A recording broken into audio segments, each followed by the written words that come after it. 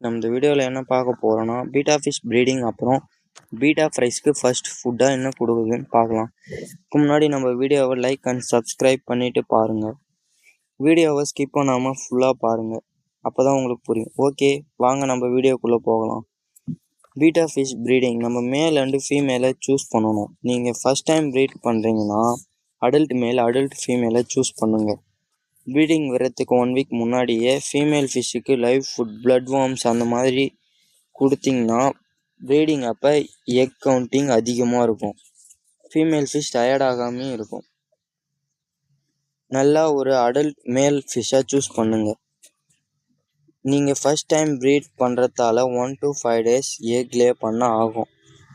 மேல் bubble next எப்பவுமே கலையாமல் பார்த்துக்குங்க. நீங்கள் மேலையும் ஃபீமேலையும் மீட் பண்ணுற மாதிரி விட்டதுக்கப்புறம் மேல் ஃபிஷ் வந்து பபுள் நெஸ்ட் கட்ட ஸ்டார்ட் பண்ணும். பபுள் நெஸ்ட் கட்டி 1 day ஆன பிறகு ஃபீமேல் ஃபிஷ்ஷை கொஞ்சம் கொஞ்சமாக பபுள் நெஸ்ட் கலையாமல் ரிலீஸ் பண்ணி விடணும். அப்படி பண்ணிங்கன்னா நீங்கள் ஃபஸ்ட் டைம் ப்ரீட் பண்ணுறதால 1 to 5 daysக்குள்ளே எக்கை ஃபீமேல் ஃபிஷ் லே பண்ணிடும். ஓகே, ஃபீமேல் ஃபிஷ் எக் லே பண்ணிடுச்சு அப்படின்னா ஃபீமேல் ஃபிஷ்ஷை தனியாக எடுத்துருங்க. மேல் ஃபிஷ்ஷை எக்கை ஃபெர்டிலைஸ் பண்ணி பார்த்துக்கோம். அந்த எக் 3 daysக்குள்ளே ஹேச்சிங் ஆகிடும். அப்புறம் ஹேச்சிங் ஆன பிறகு நீங்கள் ஃப்ரைஸ்க்கு 2 days ஃபுட் போடக்கூடாது. மேல் ஃபிஷ்ஷுக்கு மட்டும் ஃபுட் போட்டால் போதும். 2 daysக்கு அப்புறம் எக் ஃபீடிங் பண்ணலாம். அது எப்படின்னு பார்க்கலாம் வாங்க. ஃபர்ஸ்ட் எக்கை நல்லா வேக வைக்கணும். அதன் பிறகு வேக வச்ச எக்கை அப்படியே இருக்கட்டும். அடுத்து ஒரு கிளாஸ் எடுத்து 50 ml தண்ணீர் எடுத்திங்கனாவே உங்களுக்கு இந்த ஃப்ரைஸ்க்கு ஃபீடிங் பண்ண போதும் 1 dayக்கு. அந்த 50 ml தண்ணீரில் 1 pinch நம்ம வேக வச்ச மஞ்சள் கருவை எடுத்து கரைக்கணும். வெள்ளை கருவை யூஸ் பண்ணக்கூடாது. கரைச்ச மஞ்சள் கருவை ஒரு காட்டன் துணி வச்சு வடிகட்டி அப்புறமா அந்த 50 ml தண்ணீர் பார்த்தீங்கன்னா கலங்களாக இருக்கும். ஒரு சிரஞ்சால் மேல் ஃபிஷ்ஷுக்கு டிஸ்டர்ப் பண்ணாமல் கொஞ்சம் கொஞ்சமாக ஃப்ரைஸ்க்கு கொடுக்கணும். பபுள் நெஸ்ட் கலையாமல் பார்த்துக்குங்க. இதே மாதிரி 1 week கொடுக்கலாம். இது உங்களுடைய ஃபிஷ் வேகமாக வளர உதவி செய்யும். ஆனால் இந்த மாதிரி நீங்கள் எக் ஃபீடிங் பண்ணிங்கன்னா 1 day விட்டு 1 day தண்ணி சேஞ்ச் பண்ணுற மாதிரி இருக்கும். ஏன்னா வாட்டர் வந்து ஸ்மெல் வர ஆரம்பிச்சிடும். ஓகே, நான் 1 week எக் ஃபீடிங் பண்ணிட்டேன். அதுக்கப்புறமா என்ன ஃபீடிங் பண்ணலாம்? வினிகர் ஈல் கல்ச்சர் பண்ணலாம். நீங்கள் வினிகர் ஈல் கல்ச்சரோ இன்ஃபெஸ்ட் மீடியா கல்ச்சரோ மைக்ரோவார்ம் கல்ச்சரோ பண்ணாமல் ப்ரீடிங் ஸ்டார்ட் பண்ணாதீங்க.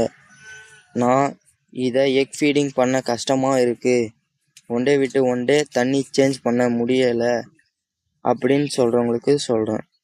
நீங்கள் வினிகர் ஈலோ மைக்ரோவார்ம் கல்ச்சரோ ஸ்டார்டிங் கல்ச்சர் இல்லாமல் உங்களால் பண்ணவே முடியாது. சரி, ஓகே, நான் ஸ்டார்டிங் கல்ச்சர் எங்கே வாங்குறதுன்னு சொல்கிறேன். பெரிய பெரிய அக்வாரியம் அந்த மாதிரி போனீங்கன்னா தனியாக ஸ்டார்டிங் கல்ச்சர் இருக்கும். அதை நீங்கள் வாங்கிட்டு வந்து வினிகர் ஈல் கல்ச்சரோ மைக்ரோவார்ம் கல்ச்சரோ பண்ணி உங்கள் ஃப்ரைஸ்க்கு ஃபீடிங் பண்ணலாம். சரி, இந்த கல்ச்சர்லாம் பண்ண 1 week ஆகும். அப்படியும் இல்லை, எனக்கு 1 dayக்குள்ளே கல்ச்சர் பண்ணுற மாதிரி எதனா ஃபுட் சொல்லுங்கள் அப்படின்னு பார்த்தீங்கன்னா ஆர்டிமியா கேப்சியூல் 10 capsule வந்து 210 ரூபா வரும். ஆன்லைனில் தான் அதுவும் ஆர்டர் போடணும்.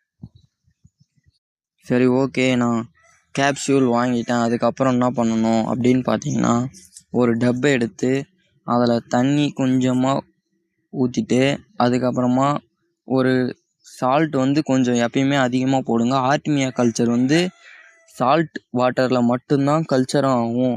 அதுக்கப்புறமா ஹேர் ஸ்டோன் அக்வாரியம் ஏர் வாங்கி ஏர் ஸ்டோன் போட்டு அதுக்கப்புறமா 24 hours அது ஹேச்சிங் ஆகிடும்.